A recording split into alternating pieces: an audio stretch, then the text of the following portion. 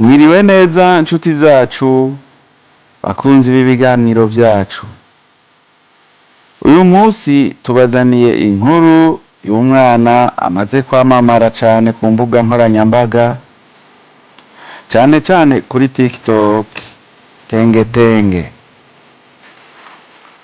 N'umwana w'umuganda yavukiye mu buzima busanzwe, ariko kubera impano y'udukino n'uburyo yitwara mu mashusho yiwe, yatumye abantu isinzi bamukurikirana, abandi bamufasha gushika kure, harimwo n'igihugu c'Ubuganda na Dubai.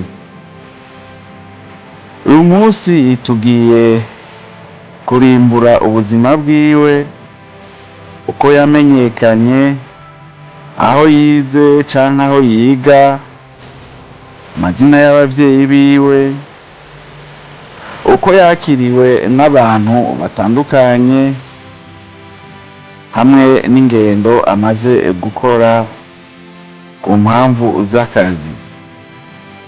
Uwabateguriye kino kiganiro nk'uko vyama ni Psychologue Kabeje ngomba kandi ndakibashikirize. Tukaba twifashishije kano gafoto gakozwe mu buryo bwa cartoon, ku mpamvu z'uko uyu mwana tugomba tubayagire ko atarakwiza imyaka,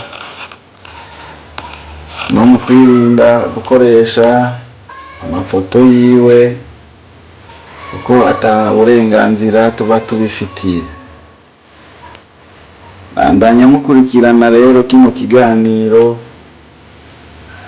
turaje mu kanya tubabwira ido n'ido ry'aya mateka y'uno mwana akiri muto cane ariwe Tengetenge.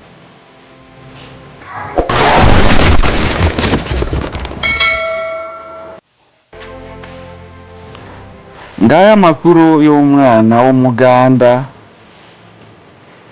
yamamaye ku mbuga ngurukana bumenyi, cane TikTok, azwi kw'izina rya Tengetenge. Amazina n'amavuko yiwe,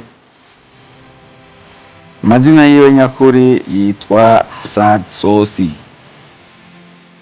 Izina ry'ubuhanzi canke ry'ubustare akaba yitwa Rango Tengetenge.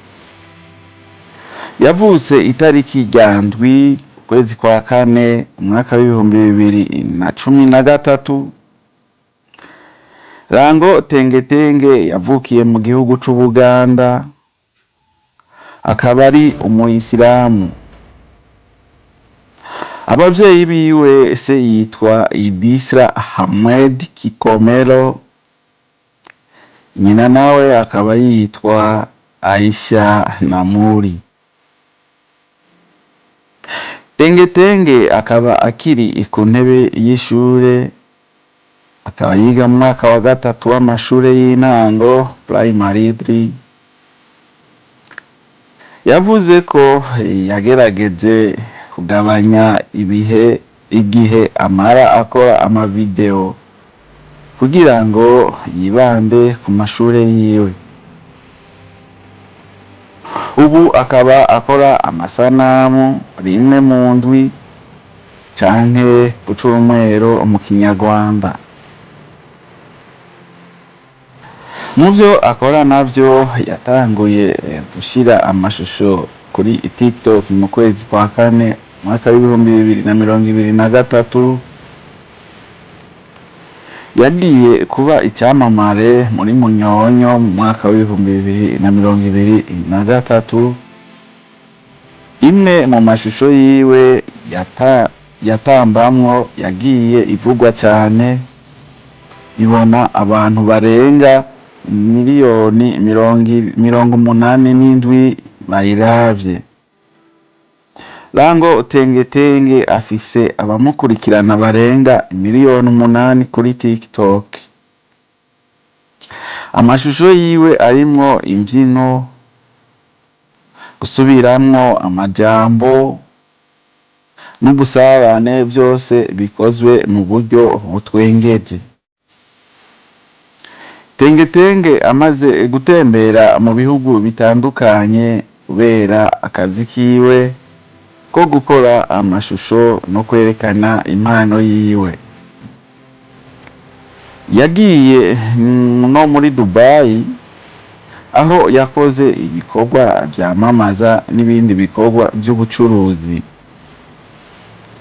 Inyuma y'uko Tengetenge amenyekanye cyane kandi atanguye kubona amafaranga menshi, abavyeyi biwe basavye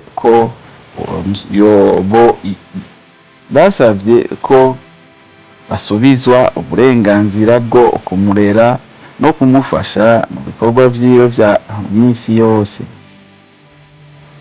Ibi vyateje uruhagarara hagati y'umumanageri wiwe Kabonge Michael n'abavyeyi biwe, kuko uyu manager ariwe yamufashije kuva mu buzima bwo mwibarabara akamugeza ku rwego ariko ubu.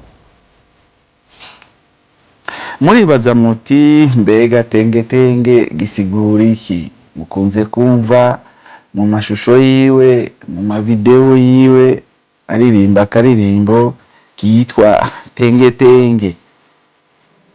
Ico Tengetenge bisigura, ijambo Tengetenge rikomoka mu rurimi rw'Ikigande, rikaba rikoreshwa no mu gushishikariza umwana atangura kugenda. Ni ijambo ryerekana inkomezi canke imbaraga n'umunezero, bityo rikaba rihuye n'imyitwarire ya Tengetenge mu mashusho yiwe. Ibindi navyo Tengetenge afise impano no kuvyina, gutwenza no gukora amashusho atwengeje. Tengetenge kandi azi indimi nyinshi. Indimi nazo aravuga Icongereza, aravuga Ikiganda, aravuga Ikisoga, kandi akongera akavuga n'Igifaransa.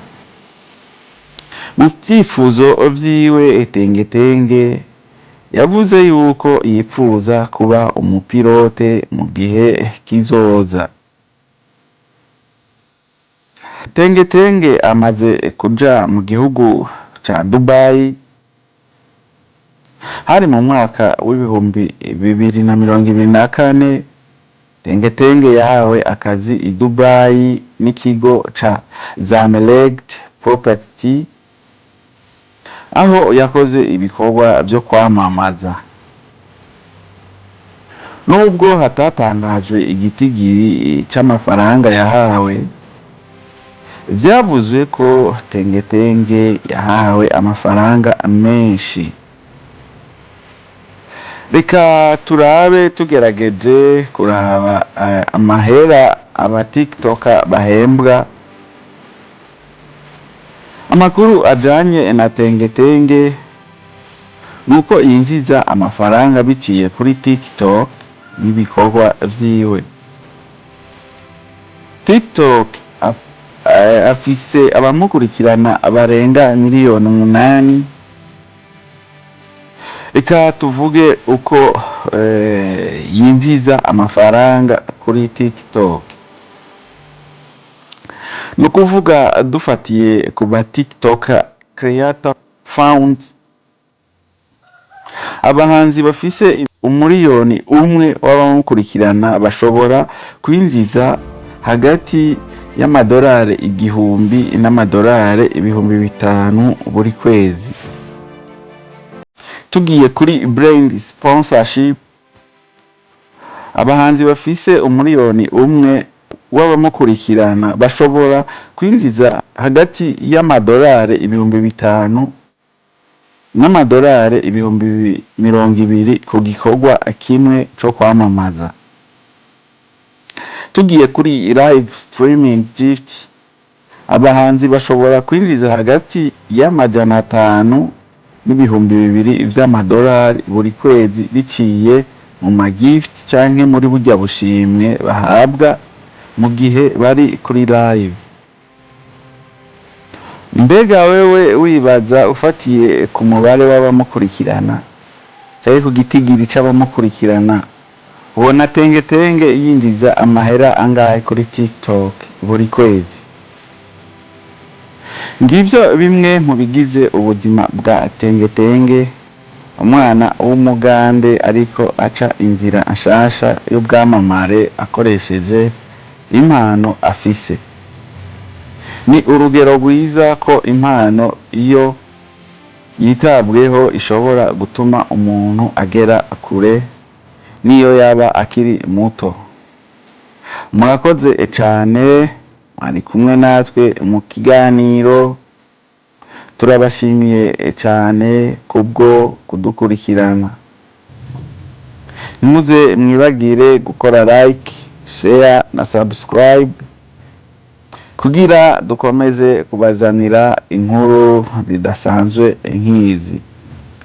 Psikologe nije nari nabateguriye kino kiganiro, akaba ari je nandi kibashikirije. Naho ubutaha. Thank you.